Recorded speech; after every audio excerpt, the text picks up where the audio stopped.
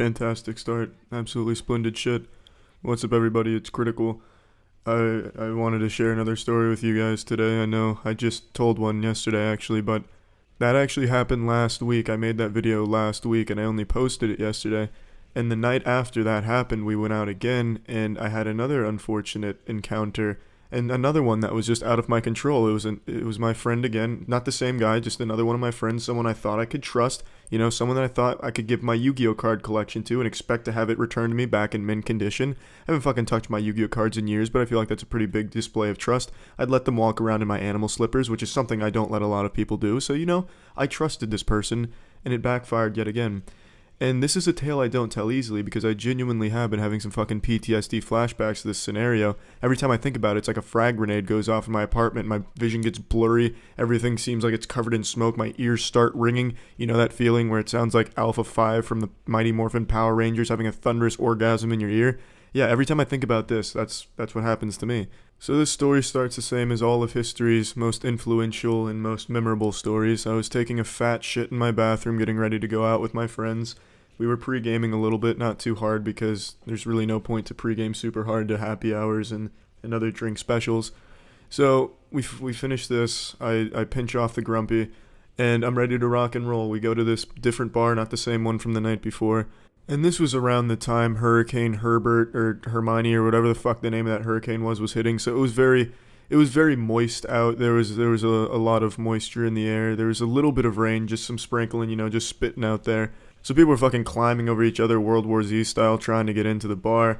Pretty long line, but it wasn't too bad, and it wasn't raining really hard or anything like that. It was just kind of a nuisance.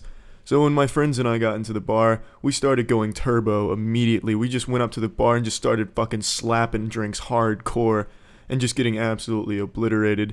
And while we were doing this, a girl that I kind of knew at the time came up because she saw us. She's like, you know what? I want to get in on that action. They're going hard in the paint. I'm about that life. I'm going to try and put anus to faces over here too, like these guys are. And this girl is absolutely gorgeous. Probably one of the prettiest girls that I know.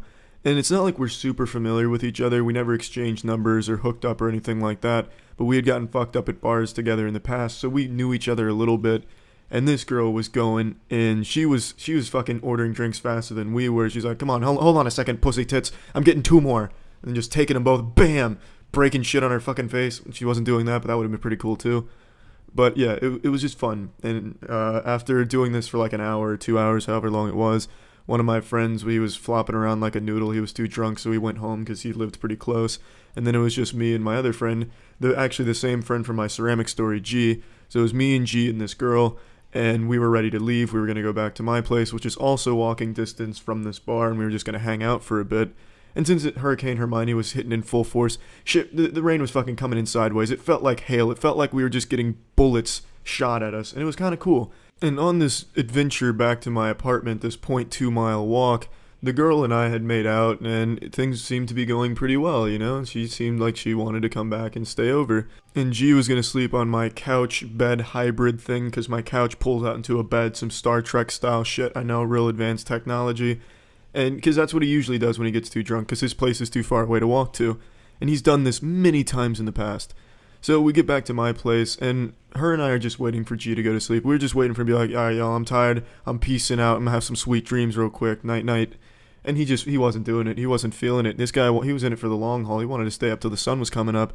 And eventually her and I were like, all right, we're getting tired. We're going to call it a night. And G was like, all right, Charlie, take me home. And I was shell-shocked. I was like, excuse me, that has to be a joke. So I laughed in his face. I was like, oh, you really yanked my chain good there, partner. No, I'm not doing that. I'm definitely not taking you home. And he was adamant about this. He was not budging. This man had slept on my couch at least 10 times in the fucking past, even when I didn't even want him to or know he was sleeping on my couch. We would just be playing a fucking game and he'd be like, all right, Charlie, I'm going to sleep, and just crash on my couch all night. And then tonight, the one time I fucking needed him to crash on my couch, he was just not having it. He was driving a fucking hard bargain.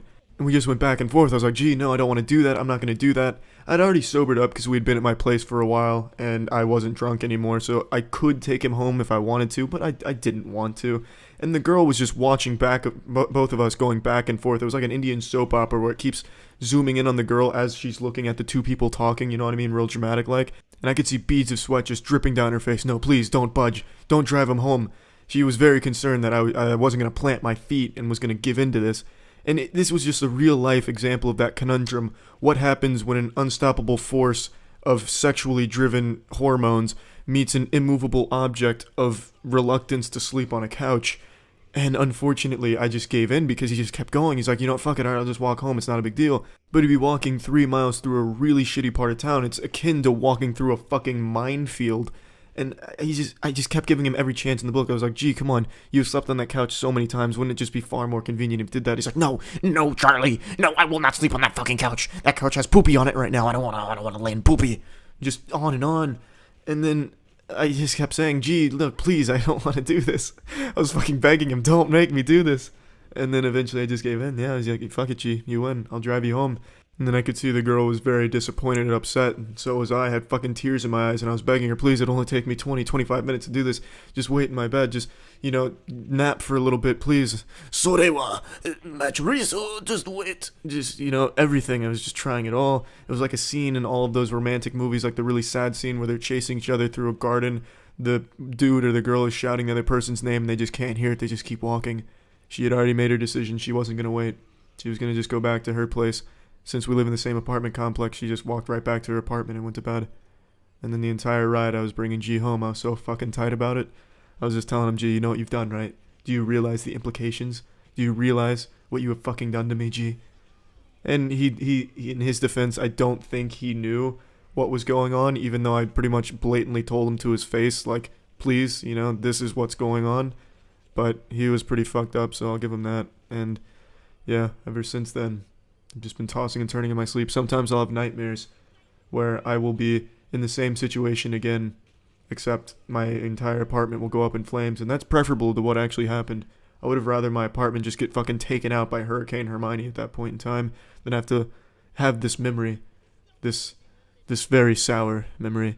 But yeah, that's the back-to-back nights of unfortunate circumstances I had no control over. The double